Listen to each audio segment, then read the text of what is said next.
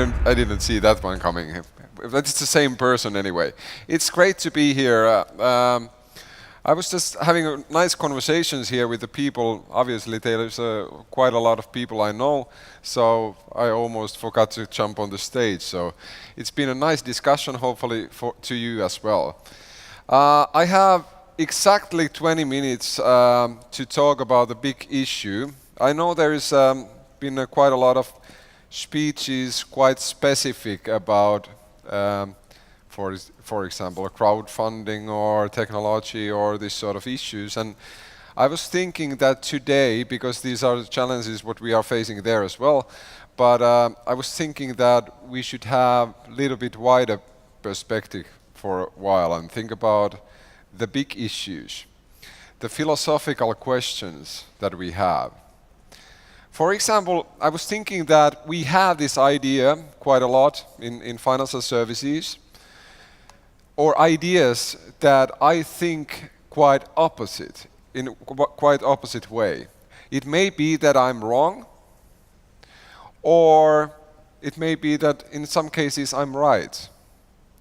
For example, we talk about quite a lot about disruption. Disruption, startups making the disruption in banking services and insurance services. And to be perfectly honest, in some level that's true.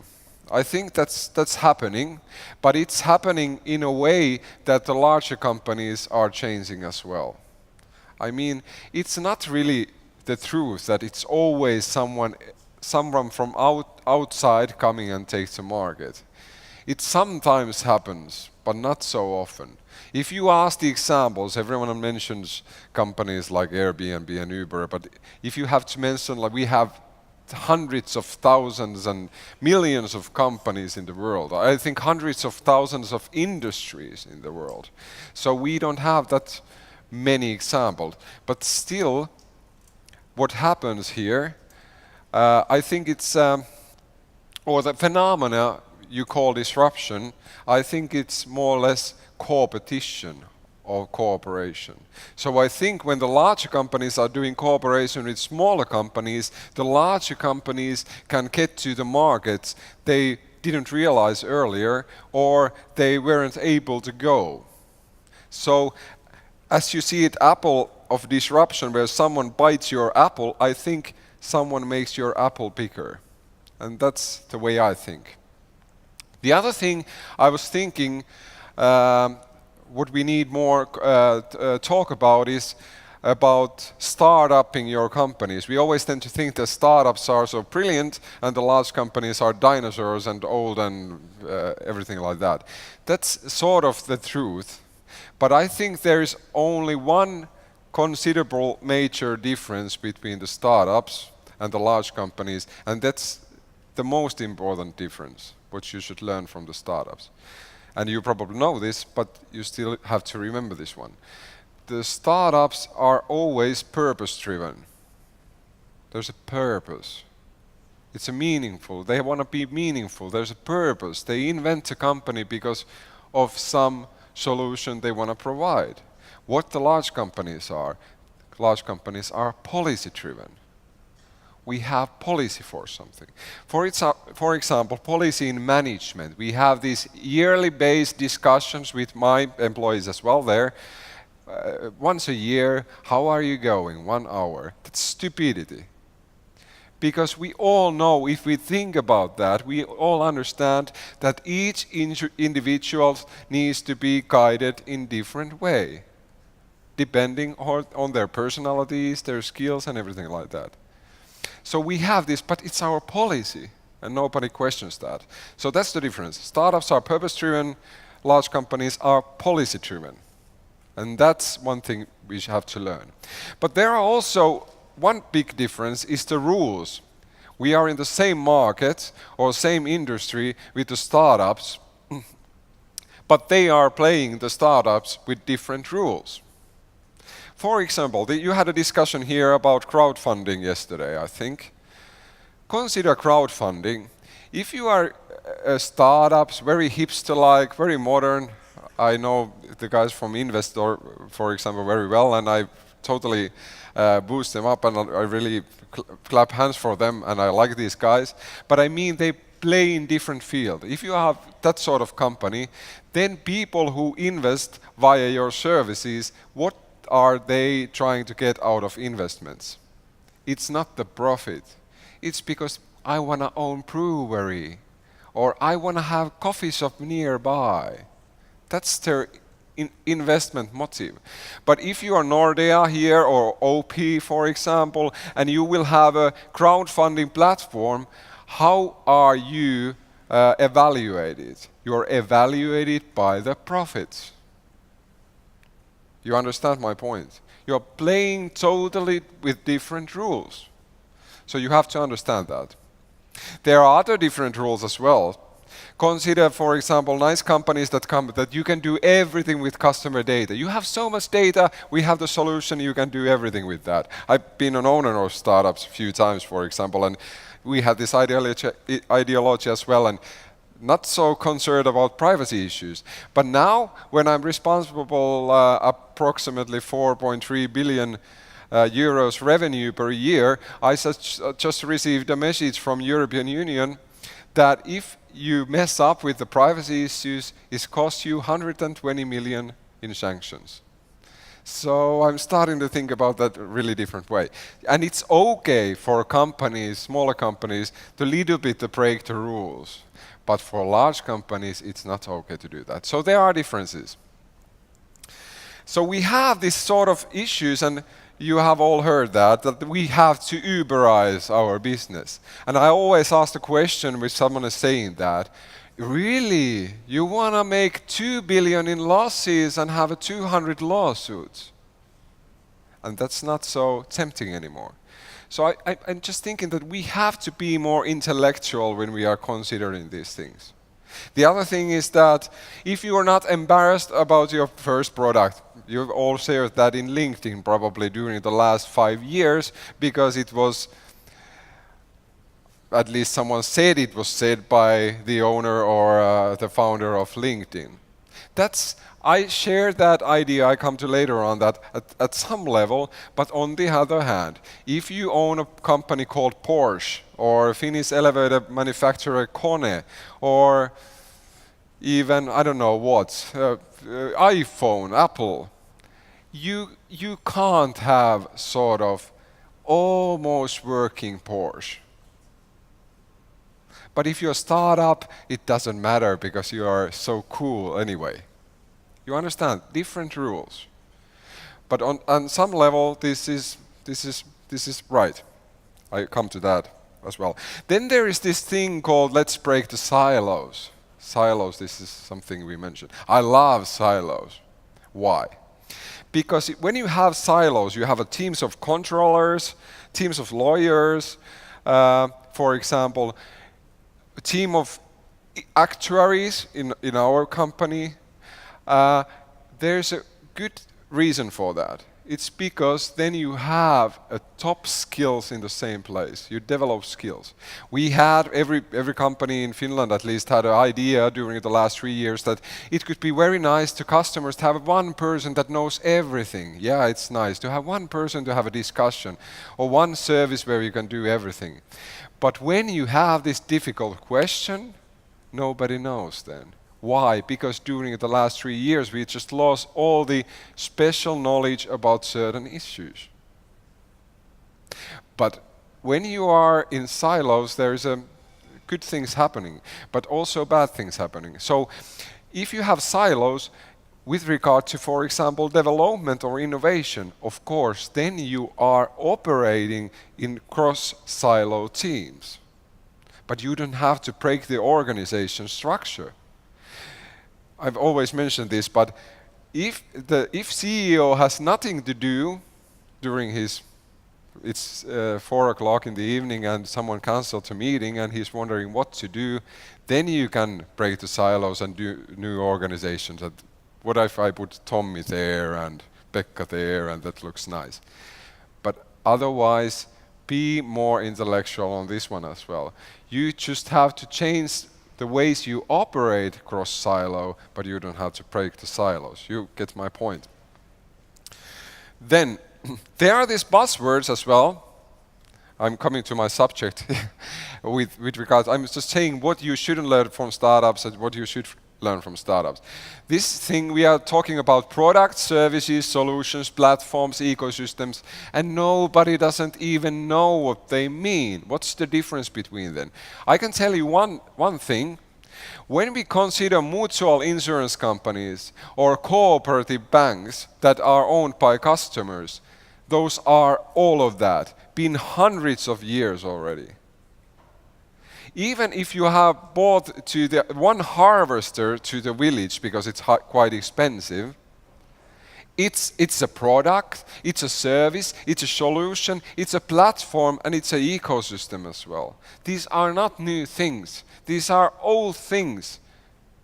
They are now just in different places. Yeah, they are more in digital world, I would say. But if you consider what those could be in case of, I saw this somewhere, so it's not my idea, but it was a good example.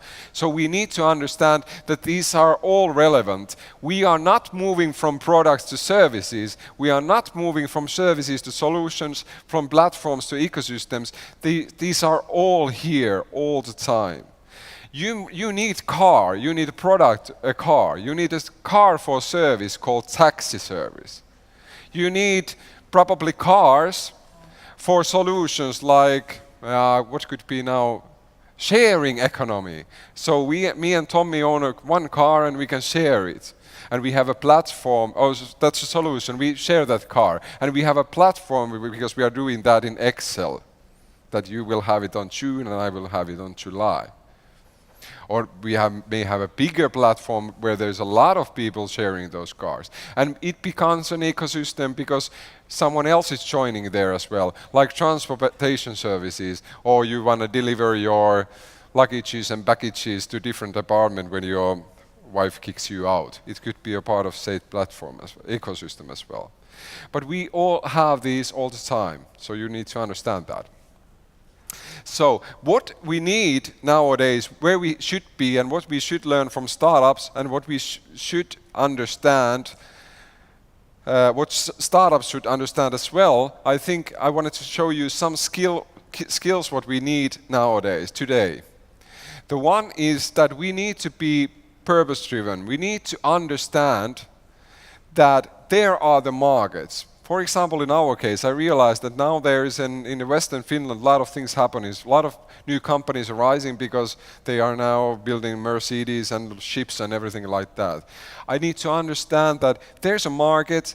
I have to quick to figure out what kind of solution I bring there in the marketplace. I have to have guts to make a quick decision about resourcing, to make a new services, hire new people there. So it's about implementing, and then you have to, after that, assess whether you were right or wrong, and then you start again. Normally in large companies, how we do this, it's a strategy process. It's 2 years in Lapland and everywhere we're doing this beautiful things. Then we decide we go there to that market. After that, it takes a year to decide whether we hire there more people. It's called strategy implementation. It takes 3 years.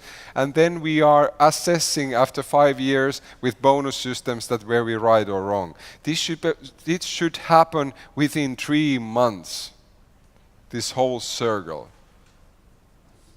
And this is what we need to learn from startups, because startups don't have the time to decide that within the 5 years we measure with our bonus systems that did we get there. That's one thing we should learn. To be perfectly honest, we don't have skills for that. We do not have skills for that. How we doing the business in banking? It's just, okay, there are new companies, who rings first? This is our strategy. This is how we work. New companies, new customers, someone won lottery, call first.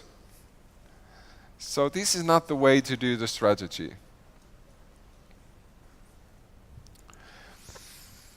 I wanted to give you an example. There is quite a lot of big change what we are doing in our company. But there's only one angle what I've learned working with startups that I wanted to bring and we brought to the pension company that now works very differently than like 2 years ago. And the one big difference and one philosophical big difference there is that is important in larger companies. You should learn from the smaller companies. When we are policy driven, our management and leadership is based on controlling. Our management and leadership is based on controlling. You had the idea, do I give money for that or not? Okay, please do return of investment calculations and then I consider that. That's now how you should do. Nowadays, what we do in our company, when Tommy has an idea, he's not from our company, but when he but it could be, and he comes to and says the idea, 2 times a week there's a group of people that meet and they say that, okay, that's a good idea. You will have a week, during the next week you will have a lawyer, controller, service designer, architect to help you to make the business plan. That's empowering. That's not controlling. You understand my point? You have to work that way. That's how startups work. I have this idea. We all help you to get there. And that's how you should work. This is an example, one thing, because you have to understand also in companies that every company, it's the case with every company, there's always more information and knowledge outside the company than within the company. And this is my example about startupping your company. This is a platform which was public. It's going to be every year for 2 months. Every one of you can get the ideas to us. We give ideas to them, how we should develop our services, what kind of innovation we should do, how we should compete in markets, how can we be the best ones in the market. We give all those ideas to everyone. Competitors can steal those ideas. Why? Because we believe that, like I mentioned, we have the implementation system. Ideas are no worth, implementation is. So that's why we give all the ideas, everyone can see them, but we need the ideas. We need a lot of ideas. How we work after that, if it's possible, I would like to show you a little video. I don't know where the technicians are, but if I do, yes, like that.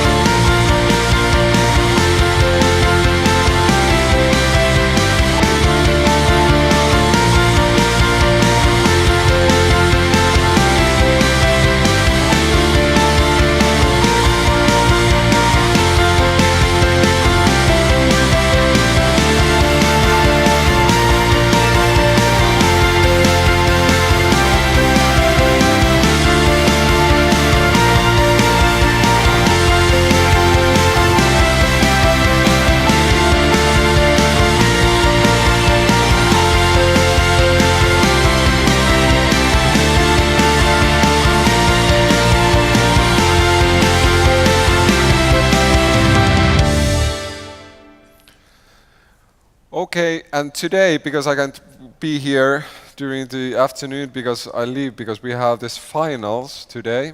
There's hundreds of people joining us in our company, and we are making decisions. There's 2 months of development. Everyone who wanted to join there, they could use 10 to 15 hours per week during the 2 months time to really innovate new. It doesn't matter if you're a lawyer, if you're executive, your title doesn't mean anything. It's about the teams. The interesting thing is that half of the team members are our customers. And the most interesting thing today, what we are doing, we are making decisions to what ideas we are going to invest and who is making the decisions. 60% of the decision makers are executives of our customers. Why? Because we are doing this for our customers. We are a mutual company. We are owned by our customers.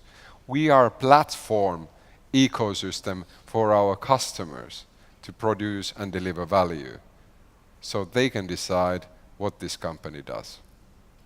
And I think that's one thing you may consider, that you would like to implement to be part of your processes as well. There's always more information outside the company than within the company, and this is the case with Google, Apple, and this is the case with Ilmarinen as well. Thank you very much.